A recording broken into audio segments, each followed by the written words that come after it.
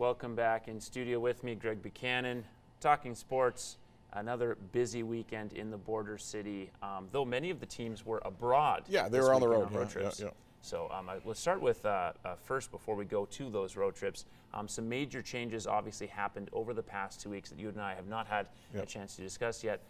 Coaching change, the new head coach of your Lloydminster Bandits, Michael Clegg, and the Lloydminster Bobcats also making a coaching change. Travis Clayton out, and in Nigel Dubé, a name some people know from his time with the Kodiaks. Yeah, assistant coach of the Camrose Kodiaks, a year and a half with them. Spent time as a player with the Kodiaks as well. Went down to Minot, where he played college hockey with the Minot state team there, and then coached junior hockey in Minot, North Dakota. So a lot of ties to the American college circuit. But at the same time, Nigel is known as a great recruiter, and I think more than anything, coming here, being head coach and GM was one thing that he really wanted to be part of. And both teams making those changes for different reasons.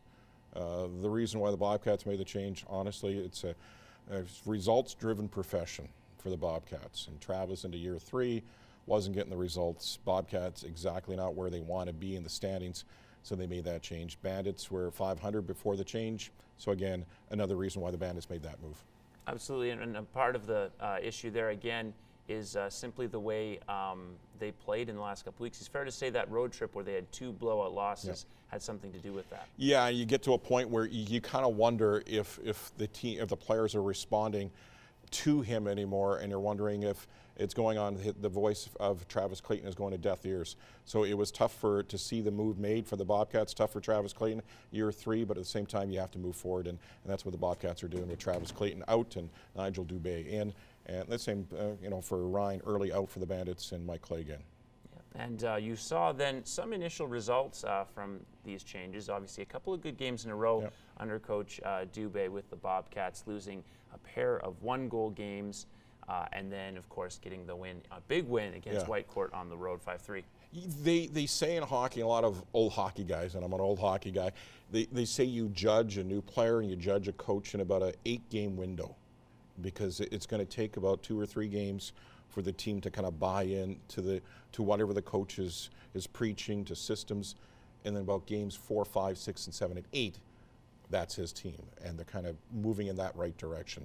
So again, it was game 3 for Nigel, and he gets a win. So a good sign that early working for Nigel Dubé is working, and the Bandits pick up 2 wins in the weekend, 1 in Vermilion and also 1 against Vegreville at home. So again, it takes a couple of games for those systems and the new voice behind the bench, in the dressing room, on practice ice is setting in for the players.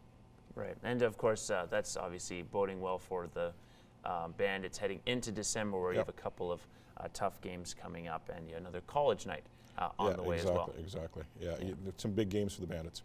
Yeah, and let's just touch really quick on some high school football. You got to see better effort from the Barons, rather. We're going to say Bandits again. The Barons, of course, coming up with the regional win to defeat, the St. Joseph Celtics, who they had to travel to. Now they're in the provincial final, as are the Holy Rosary Raiders taking on the Cochrane Cobras again for that Tier 3 final. Yeah, and it's something we talked about way back in September, that the common goal for both teams, the Barons and the Raiders, was to win Wheatland. Raiders didn't get it, Barons did.